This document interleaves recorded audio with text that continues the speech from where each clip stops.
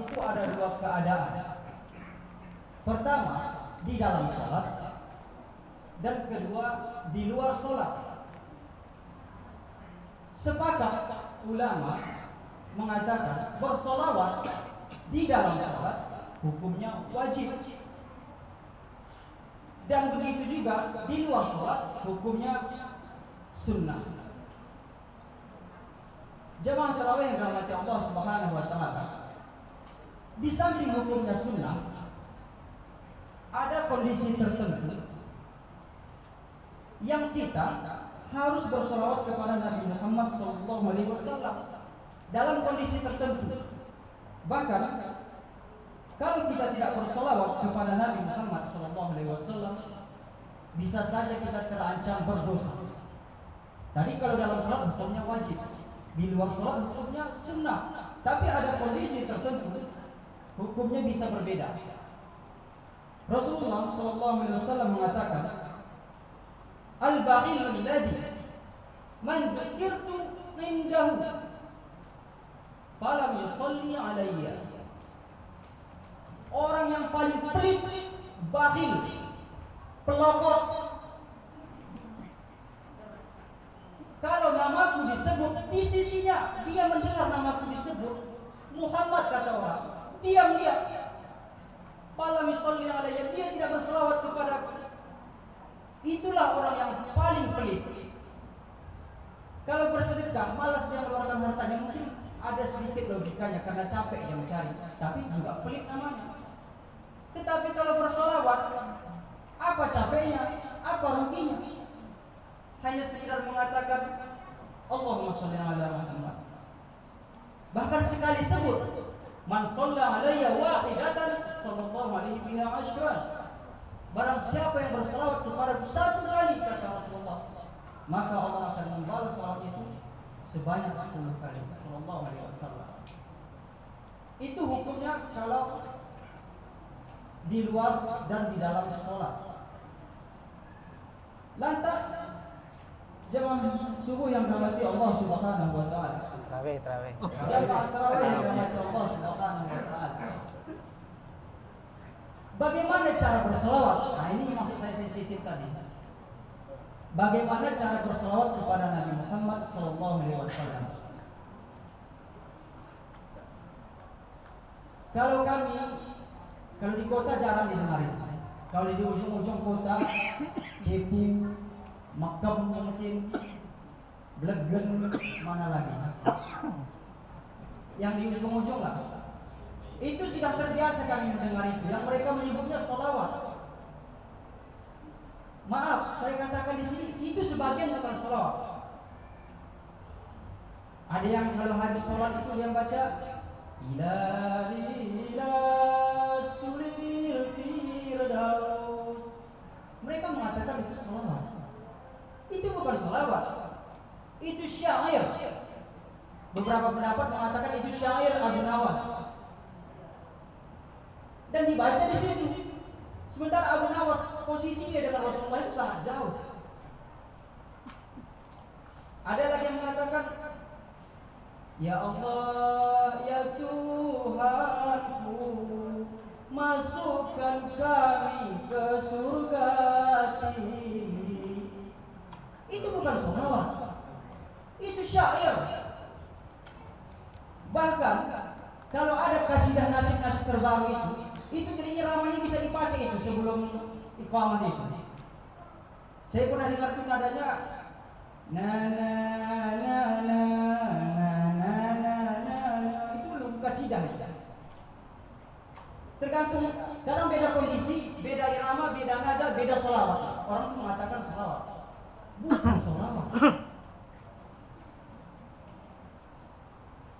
Pernah suatu ketika para sahabat bertanya kepada Rasulullah. Kalau ada pertanyaan pasti ada jawaban. Yang bertanya sahabat, yang menjawab Rasulullah. Kalau sudah Rasulullah SAW menjawab, kita harus tanamkan dalam diri kita bahwa jawaban Rasulullah itu adalah sesuatu yang terbaik. Tidak mungkin Rasulullah menjawab pertanyaan sahabat meninggalkan PR yang sifatnya masih setengah-setengah. Kalau apa kata Rasulullah, campur ini sedikit, juga campur itu sedikit. Kalau kurang kata Rasulullah, lagi udah kurang. Maka sahabat bertanya, "Fakaifa yusalli ya Rasulullah?" Bagaimana kami berselawat kepadamu ya Rasulullah? Qulu Allahumma salli ala Muhammad wa ala ali Muhammad kama sallaita ala Ibrahim wa ala ali Ibrahim innaka Hamidum Majid. Allahumma barik ala Muhammad wa ala ali Muhammad kama barakta ala Ibrahim wa ala ali Ibrahim innaka Hamidum Majid. Kalau dalam riwayat Muslim, Imam Muslim, Allahumma sholli ala Muhammad wa ala ali Muhammad kama shallaita ala Ibrahim wa ala ali Ibrahim wa barik ala Muhammad wa ala ali Muhammad kama barakta ala Ibrahim wa ala ali Ibrahim fil alamin innaka Hamidum Majid. Kok tidak pakai sayyidina? Ini sensitif tadi. Memang tidak pakai sayyidina. Lantas pertanyaannya, bagaimana kalau pakai sayyidina? Ada dua kondisi lagi. Kondisinya sama seperti di awal hukum tadi. Ada di luar sholat, ada di dalam sholat. Pakai sayyidina, ada dua kondisi. Kondisi di dalam sholat, kondisi di luar sholat. Sebelum ini kita jawab, saya ingin membuat sebuah kias. Dan kias ini sudah sering disampaikan ketika subuh. Namun di sini mungkin beberapa jamaahnya berbeda. Kiasnya begini, mudah-mudahan dipahami kias ini supaya tidak. Biasakan kalau sudah mendengar kata kalimat sayyidina ini tidak bagus, hatinya langsung, oh ini Wahabi, Muhammadiyah dan sebagainya. Kan begitu. Saya pernah dapat jadwal di sebuah masjid, itu harus saya katakan. 2 kali saya isi di situ, ada nama saya. Saya tengok dari jadwal saya nggak ada nama saya lagi di situ. Saya tanya, kok nama saya nggak ada lagi di sebelah sini? Inti Muhammadiyah katanya. Hilang nama saya, entah kata waktu saya khutbah itu tidak pakai sayyidina, nggak tahu. Kan sensitif. Kiasnya begini, jamaah tarawih dalam Allah Subhanahu wa taala. Di sini kalau kita bilang misalnya jumlah orang di sini 101. Saya yang ke satunya. Semua di sini anggap orang jujur semua. Saya, posisi saya di sini orangnya lapar. Sangat lapar dan saya harus makan. Dan di hadapan saya ada 2 buah piring. Yang piring A ada nasi, ada ikan tongkol, sambal belacan, jengkol, pete, sayur, ayam, ini, itu, kambing dan sebagainya, lengkap. Kalau dihargakan mungkin 1 porsi 100.000. Ada 1 piring lagi, piring B. Di piring B ini cuma ada nasi sama telur dadar. Terus yang 100 yang ada di sini berkomentar kepada saya, jangan kamu makan piring A, jangan kamu makan piring A, kata yang 50 dari orang yang 100 di sini. Bisa dipahami ya? Tadi ada di sini 100.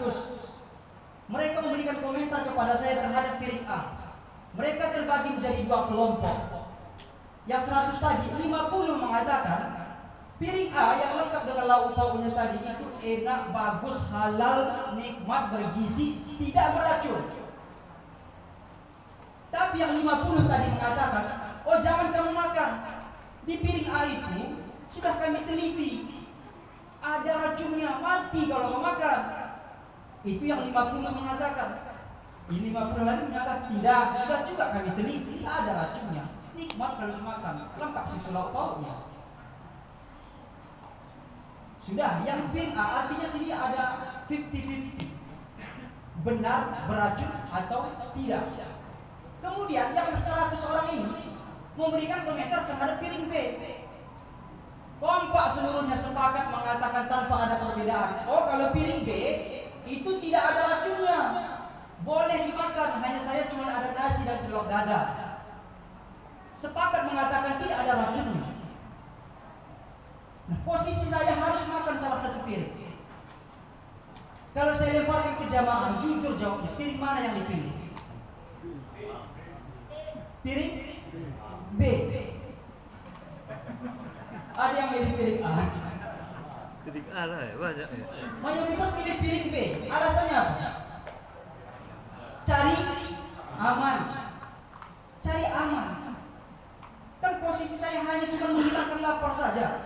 Saya makan piring B, tanpa ada pikir was-was dalam hati saya, oh ini mati kalau saya makan. Tidak ada seperti itu. Saya makan dengan nyaman.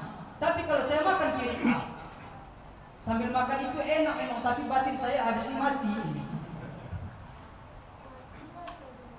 Artinya saya sedang mempertaruhkan nyawa saya kalau saya makan piring A. Kita tarik ke kasus tadi, masalah sayyidina.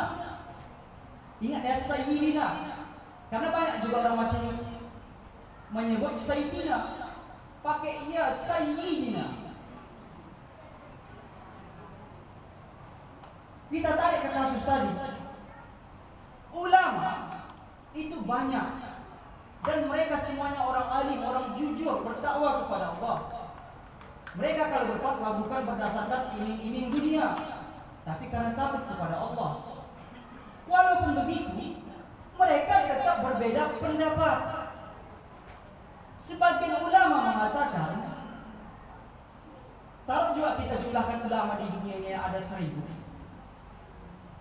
500 ulama mengatakan sayyidina dalam sholat bagus, boleh dibawa di dalam sholat, pahalanya lebih banyak.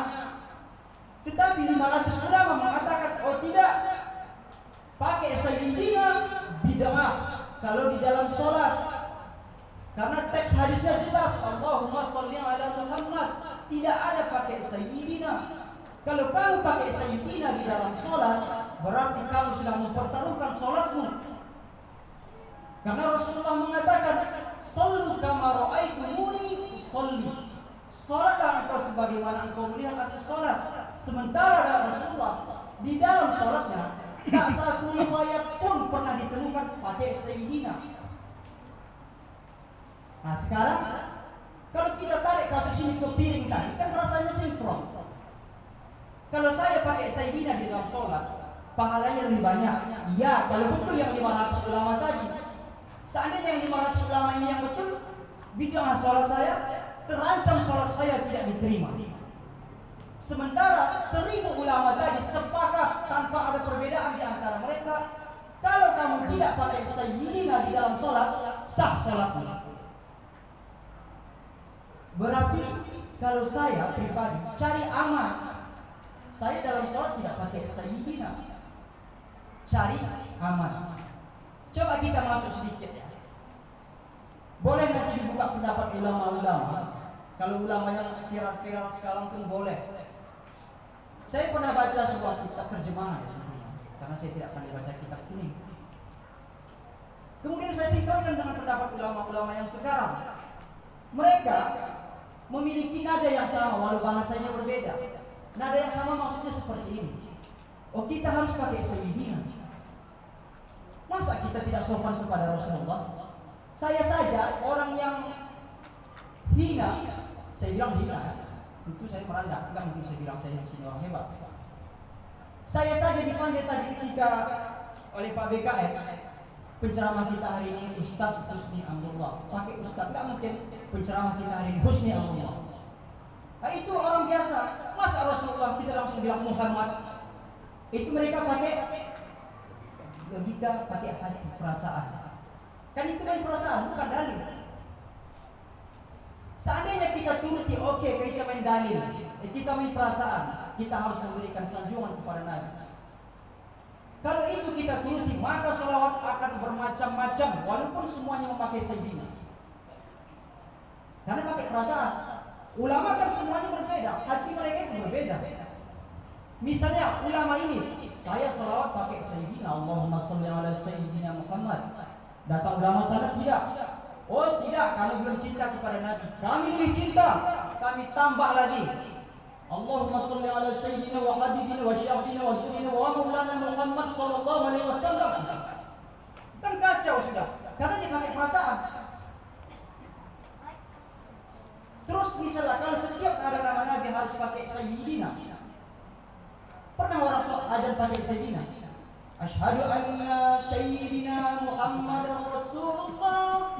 Tidak pernah kita dapat begitu. Dalam syahadat ada nama Nabi sini. Kenapa tidak pakai sayyidina?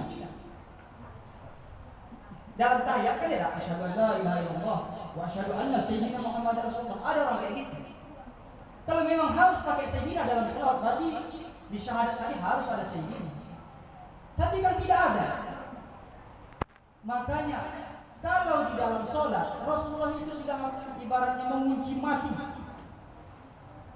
Sholat itu tidak boleh dikotak-katik sedikit pun. Contohnya begini, ada sebuah rumah mewah yang punya rumah pergi pulang kampung. Rumahnya ini dibelinya rantai yang besar itu segenggaman tangan, digemboknya rumahnya dengan gembok yang sampai 5 kilo itu, digemboknya rapi.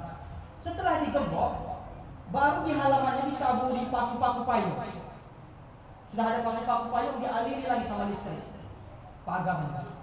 Rasa-rasanya maling ada nggak berhasil masuk ke dalam? Jangankan menyentuh pintu, selesai jadi paku payung tadi. Begitulah di dalam sholat, saking hati-hatinya Rasulullah.